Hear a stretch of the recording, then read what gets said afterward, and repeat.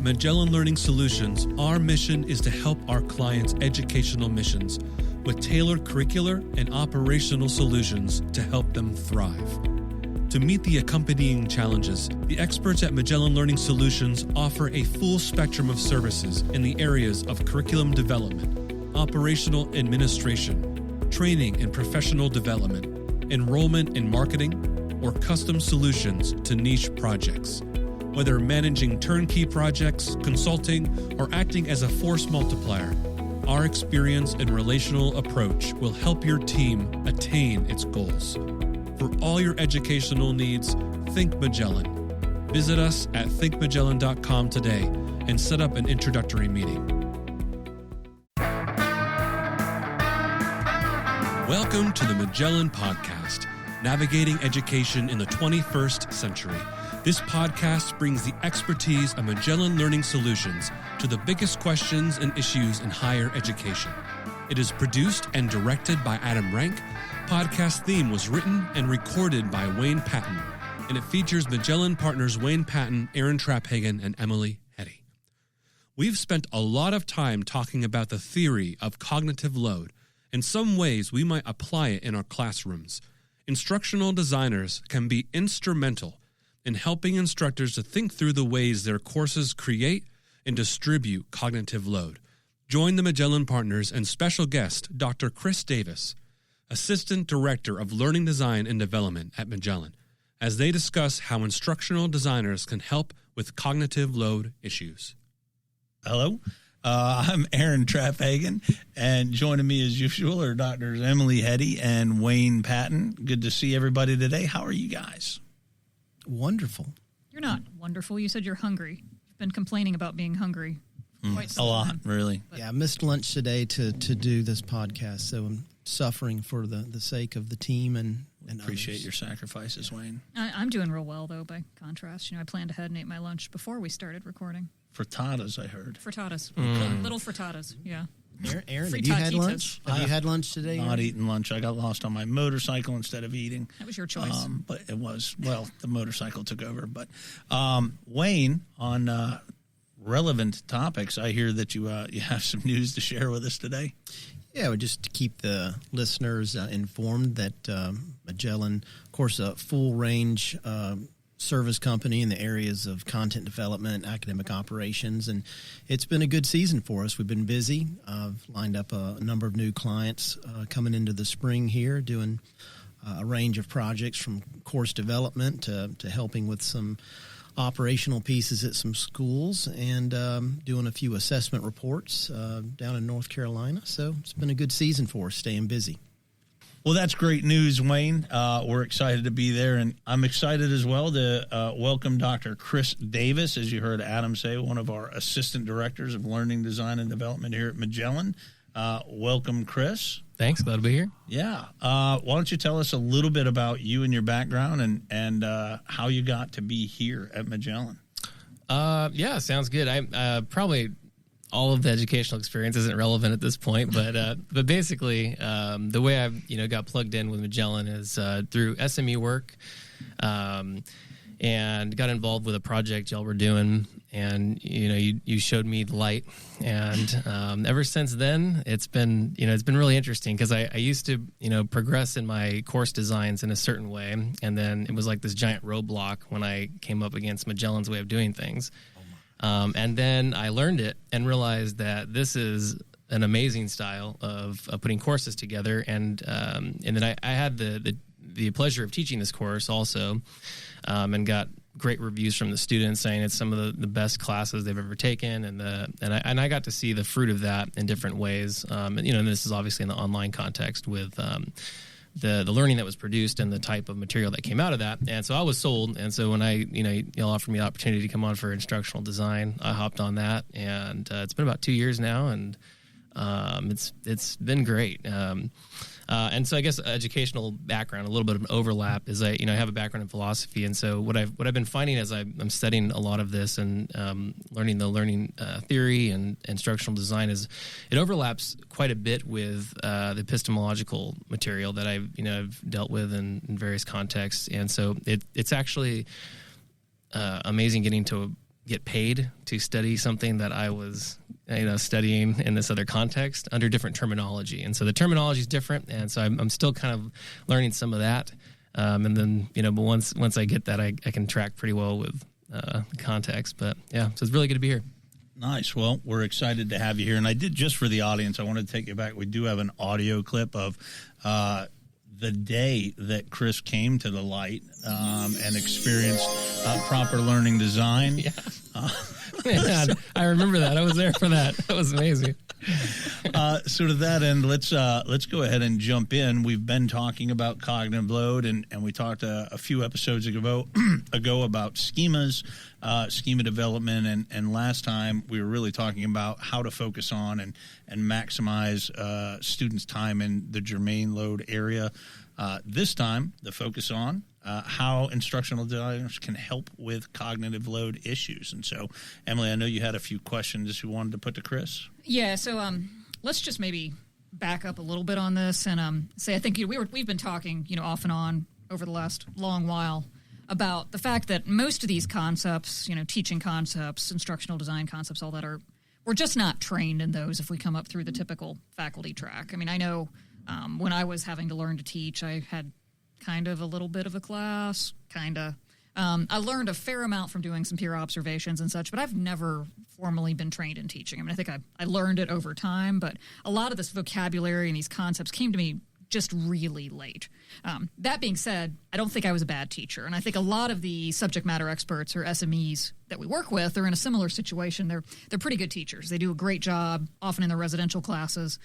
Suddenly they're having to transition online. And then they're also having to meet somebody like Chris, who's an instructional designer. And if you're like me back in the day, I would say, what is an instructional designer?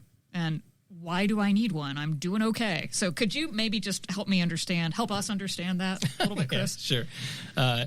And that's actually a really hard question to answer because, if you look up the definition of ID, like it is literally right next to superhero. So it is got so many things thrown in there that, and that's not a joke. That's in these ID trainings. That is how they present this. Like you got to have like all of this. You got to have all this, all this, all this. And so it's like, jack of all trades type of an arena. And as far as, dealing with faculty in this, I think part of the issue is like when we pull faculty in on the ground, you're dealing with people that are like intuitive in this respect. They have this ability to get in there, size up the crowd, see the students where they're at, and then draw them in with their personalities or whatever it is. They can see where they need to go. And so then when you get into the online space, you literally strip all of that from them, and so now what? And, it's a daunting task for many of us because we're like, well, I can't see this student's face, but that email seems pretty heated, I don't really know how to respond to that. And so, learning how to deal with that is one aspect, but then also just in the design on the front end, helping to put together these courses that are structured in such a way that will bring students to those same epiphany moments, and then not getting to see it. And so one of the challenges with this job and idea is helping faculty to kind of let go of some of the I love being in the classroom and seeing the eyes turn on, that moment that we all live for, but realizing that that's still happening. And so one of the things I get pushback on quite a bit is, well, these students aren't learning. They're not getting it, and we do some training on this. And it really, the data shows that learning is happening, and these things are taking place. It's just not visual in the same way. And so it's through that process where we were going to partner with an SME or, faculty member to put these together, that I think you still have it. It doesn't make sense. Like you're still getting the student to these places, but you've just got to trust that your design on the front end is getting them there. And that's where the ID comes in, is like, we're there to help you to make sure that is going to happen. That's great. It's a weird balance too, though, because they're the content expert and you're trying to offer input and advice. So it's a delicate place to offer them input without trying to interfere with their knowledge.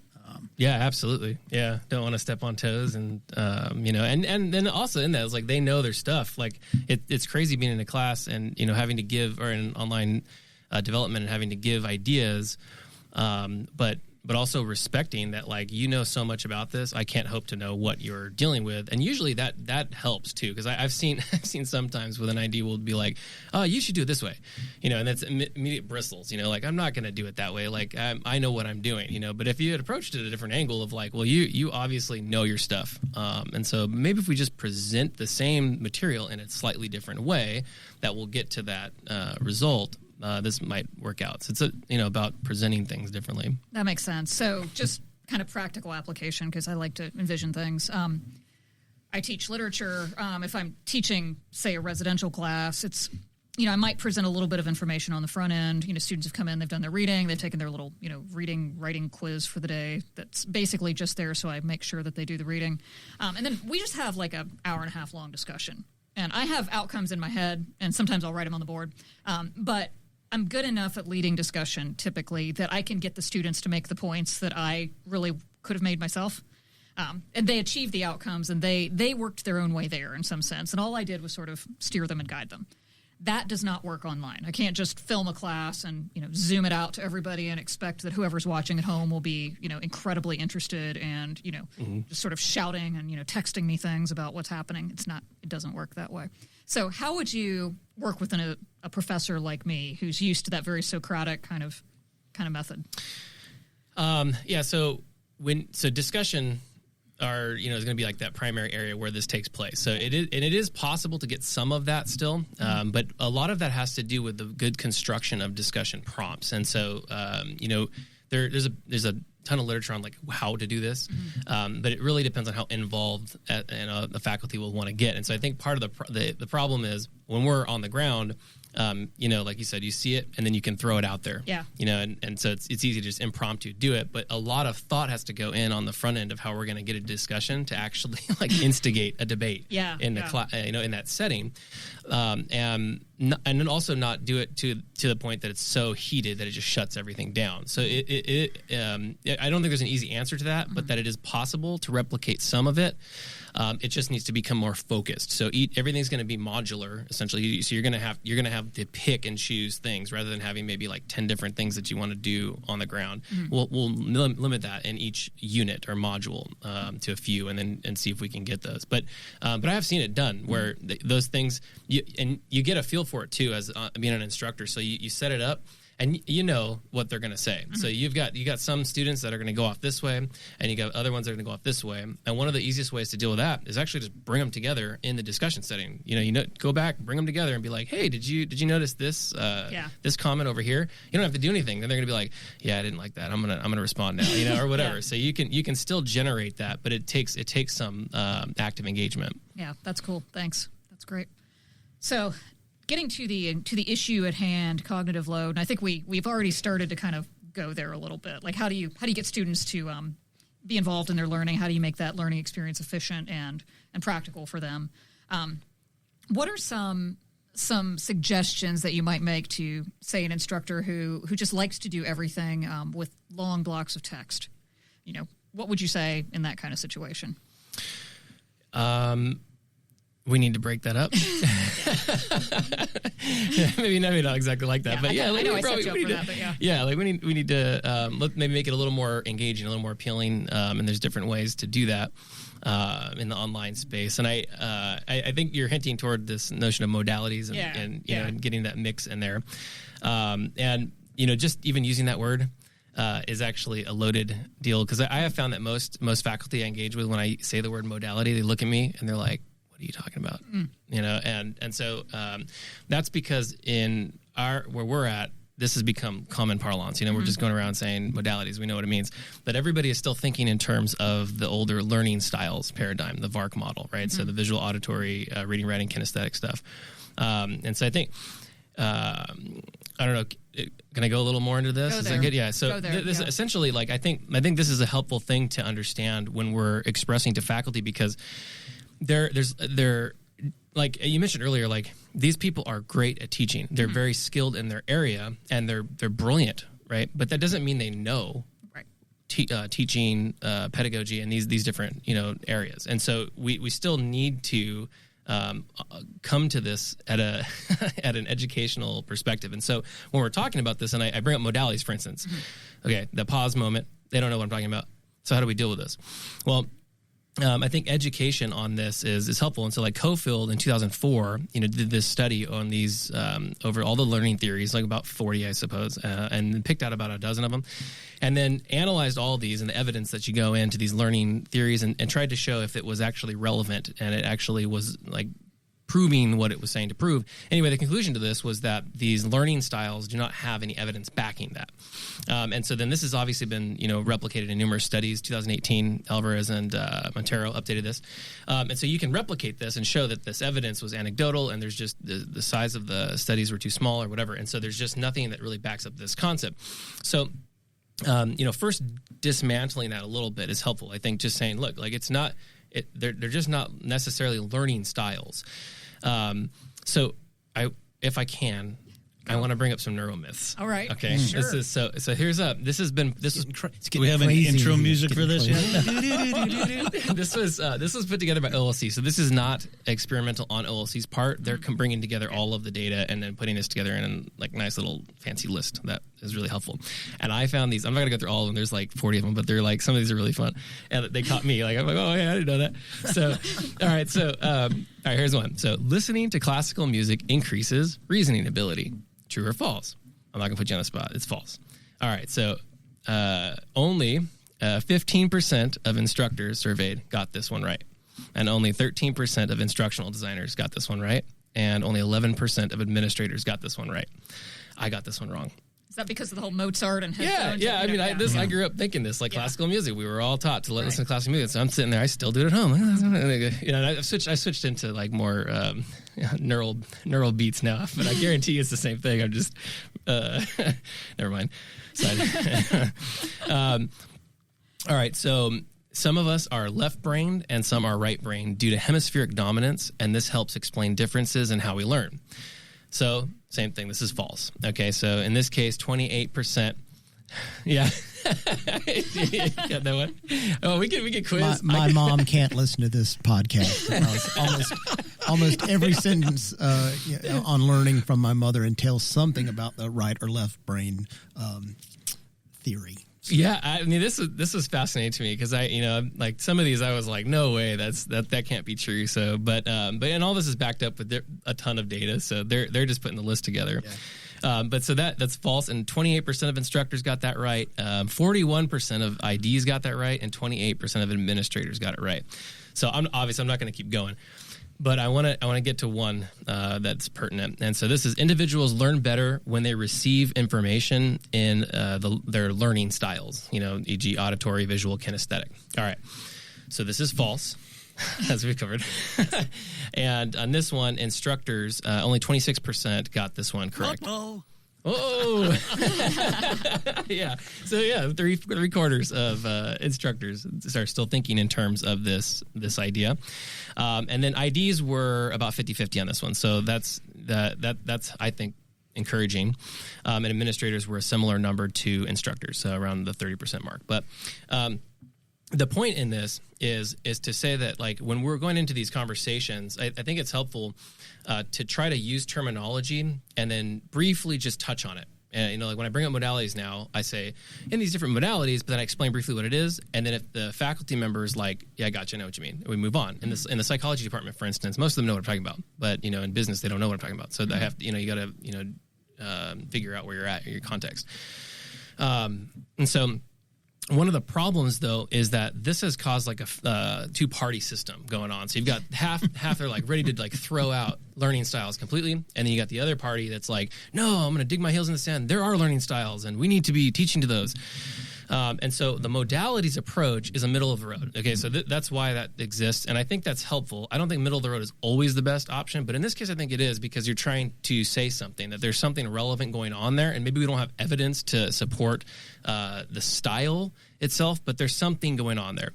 And so the way I think of this is actually like styles versus preferences. Yeah. Mm-hmm. Yeah. And so styles, is implying that learning happens in this way, whereas preference is implying I like to learn in this way. Yeah. And so you're personalizing. You're just saying I like to consume media in this way. We all like to be comfortable. That's right. Yeah, exactly. Yeah, and that's exactly it. It's a comfortability. Yeah. Yeah, that makes sense. And I mean, what we're talking about here, too, there's other science behind breaking up the modalities, right? Like it's cognitive load again. Right. So, like, if I can, lecture for 10 minutes on the Contagious Diseases Acts, that's one way I could do that. And my people who think they're auditory learners will love that preference, right? That's right in their wheelhouse. It would be better if I could maybe say a few words in a lecture and write a little bit down in an outline and show a picture. That's relevant because then that sort of spreads that load out in the brain. The brain doesn't have to work as hard when it gets to spread out that way. So there's a little bit of different science maybe. Yeah, absolutely. And then Meyer also backs that up with in his multimedia theory that just people learn better with image and text like that. So so you're dealing with two things too at the same time. Yeah. So I think that's awesome. Yeah. Fun stuff. And I think we all have our preferences. Yes. And I have tried, Chris, and I agree with you. It doesn't work when you tell people, no, you don't learn best that way. Right. Yeah. So that's going to shut it down fast. Just say, oh, okay, and then go ahead and design it properly. I think there was a study, I can't remember who it was, that showed that learning happens effectively by learning style when the material is presented in the learning style that fits it. Yeah. Which that's sort of logical. Yeah. So like if you're doing music, there should probably be an auditory and a kinesthetic aspect to that. So it's more aligned to the content than the learner. Exactly. Right. Yeah. Philosophy doesn't work as well in kinesthetic registers. Yeah. Embrace the metaphysical. Wayne, you've been doing it wrong. Let's do metaphysics. Yeah, exactly. That's awesome. One of the other things we've been talking about is schema formation and kind of helping instructors understand how students need to organize and file information away. So how can an instructional designer be helpful with that kind of activity? Yeah, so this is one of those questions that's challenging from an ID perspective, largely because from my understanding of the field, most IDs are not involved in the macro decision making, and so when they get into a course, most of the time they are dealing with individual courses.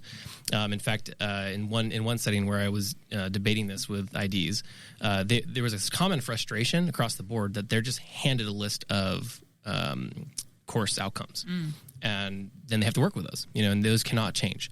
And so part of the problem with that, though, is if we're trying to help design a well-balanced course that's building on schema, in order to do that, you really have to have that macro structure in place. And so I think that the short answer to this is if you could install an ID at that higher level where you can have a programmatic approach to instructional design, then that's how you would almost ensure that this is happening. Everything's connecting. So your alignment isn't just course to course. It's across an entire program.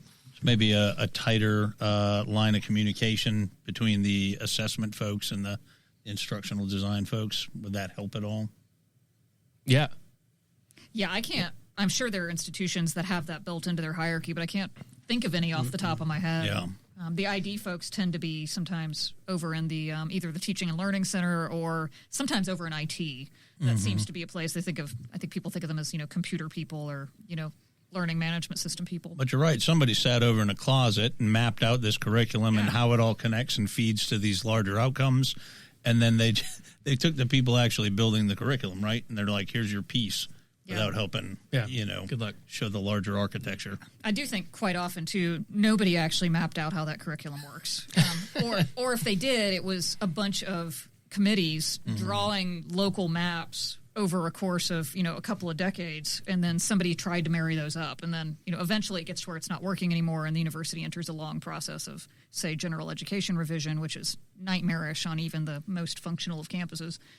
Then you try to do it all again, and then it drifts again. Well, or even if you can do it, you get faculty who move from one place to another, and then somebody else comes in, revamps the course with no thoughts about all of that work that went into it, and slowly it floats apart as well. So it's hard to manage, for sure. Yeah, this is one of those times where I'm not a huge fan of outside accreditation kind of dictating outcomes. I think that takes away some of what beautiful things are that happen at institutions, but it's really nice sometimes when, say, athletic training has to have these outcomes because it forces a curriculum map. Better than none. Yeah, I mean, and there are a couple approaches though. Like, so, it's not like can't happen, because you can deal with it still at that level. And we're talking about, so again, this is back to philosophical structure. So when I think of schema, I think of noetic structures. Like, so this is the overlap here, taking me a minute to like put all this into place. But so when you're dealing with that, you're dealing with this, not just educational enterprise, but the application of your knowledge to your life. And so, getting our students to actually take what they're learning and integrate it into everything.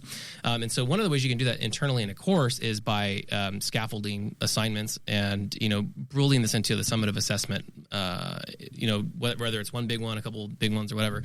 You can break it down. An example would be like an annotated bibliography rather than just throwing students into a research paper, and so they can see, the baseline here, and they can start building their way to this larger picture. Resource summary podcast, part 2, right? Paper, part 3, synthesis with a peer review at the end or something like that. And so, always trying to, integrate these things and keep people seeing how it relates to other parts of a course. That's really good. Or body knowledge. Yeah, and it's like we were talking about earlier, but you have to have that base of knowledge to start, because how many times did we see it as young students where you're asked to create a thesis statement on a topic you know virtually nothing about? And the professor's intention was good because they were trying to scaffold you up to, but they probably needed to start even lower than, what's your thesis question? What problem are you trying to solve when you don't even know the problems, right? Mm-hmm. Yeah, absolutely. Yeah, and then I think one other little side note here is so there's this really good book I've been recommending to everybody to read. It's called Make It Stick. All right, and this is going against the grain in a lot of ways, and so it's upsetting some people, but whatever. You can't really like do anything without upsetting somebody. So basically, what they're doing is they're involving cognitive science and neuroscience and trying to show how learning actually takes place in measurable ways and what that looks like. And so when you're dealing with that approach of like integration of knowledge everywhere, one of the problems that they're seeing is that learning has become too easy. And so learning isn't happening. And so if it's too easy, because this is a common approach, we want to make things simple. And so when people hear chunking or blocking or whatever, they're thinking that necessarily means easy. And so, but the problem is that's not what we want to do with learning. Learning should not be easy in order for it to actually affect learning. And so they, let me just give one example of this because it's pertinent to instructional design. So we're trained to pick the cleanest looking font and put that into an LMS because that is what is visually pleasing and it is going to be easiest to read. So they run studies on this, and they show that actually is not as conducive to learning as if you pick a font that's challenging to read, one that we would not use in design. And so the conclusion, you include it whichever way you want, but they conclude that is because it's making it harder for that information to be processed. And so the student has to slow down and get that information in. And so that brings up the whole notion of the extrinsic and intrinsic load, and that's gonna vary based on what your course looks like, and we don't want to we don't want to make the extrinsic load larger like that. So we still would use that font, but in an easy setting, right? So we're done with like very simple things, and they're just showing that if we make it a little harder, it's going to help in that learning and that long-term processing and integration. So present difficult concepts in cursive. Yeah. Wow. No, don't do that. Yeah. No, but so the concept is trying to slow them down so they can spend the time, right? Yes. So instead of presenting a large complex schema, chunk it. It's not a reduction of rigor. Right. It's simply breaking those pieces apart and slowing them down so they can get each piece as they need to form the larger schema. Yeah. Yeah, and maybe even, do a video for 5 to 10 minutes or something like that, and then have a short reflection or a short knowledge check or something like that. And, again, stop them, right? Stop them, make them ponder, reflect, do something before you go on. Because, personally, if I have to watch a video that goes an hour, I'm done. Right. Well, and it's amazing how much that isn't done in online education, because it's something that I think, again, go to classroom after classroom and you see faculty talking to the students and checking did they pick up what they were saying, trying to get that feedback, and you just don't see it as often with the online courses. So that's a great tip there as well. Yeah, that's great. I like your thought too that you need to be smart about when and how you're asking them to work, and that's something that an instructional designer, maybe because they're an outsider, in some ways can do better than somebody who just knows this course and knows this discipline, like the back of their hand. Yeah, absolutely. Yeah. As we get ready to kind of wrap this thing, are any last thoughts or, talking to folks either who are instructional design or subject matter? You know what? This is what I really want to hear. Your advice to subject matters getting ready to work with an instructional designer. So what can they do to maximize that resource they're being given? Because it is a blessing versus being by yourself. How do you convince them of that and help them see, what that relationship can be for them and how it can help them? Yeah. So in a nutshell, I would say that at least the first time you do this, just trust the process. Like just let it happen. And if you hate it, then throw up the guards, but just try it first, because, with that, if you can just let down the guard early, you won't go through what I went through, which was months of agony trying to understand it first, because a lot of that understanding doesn't come until you see it. And you just can't jump to that point because we're so used to doing things in a different way. It's not going to happen. And so at a certain point, I hope that you would trust your administration that they put these people there for a reason. And so, if you can let it happen one time, see how it goes, and then see what the results are. And I think you'll be surprised. I think that you'll find, that was a lot of work, but it was cool. It produced stuff that I've never produced before. Great. Yeah, you've mentioned that at the beginning. We've had a number of SMEs that were maybe a little cantankerous that at the end of the day said, this is the best course I ever created. And we actually use some of those people to do little, blurbs for us about their experience, right? So it's a great point. And in my time, it's always been about selling that relationship and partnership. I think you hit on it multiple times. We always, hey, the sort of Wayne's World, we're not worthy, as far as their knowledge of the content, right? But we have knowledge to share too, and we're not here to try to tell you what is wrong. Here to try to help you translate what you're amazing at into an effective and efficient online curriculum. We don't want to change the substance. We want to help you present it in its best way in this new method, that's very different. So, and for anybody who's wondering, Chris is phenomenal at this, and we're blessed to have him. So we really appreciate Chris and everything he brings to the team. And thanks for being here and sharing with us today. Thanks. It's awesome. This is fun. All right, folks. Thank you for listening to our discussion on how instructional designers can help with cognitive load issues.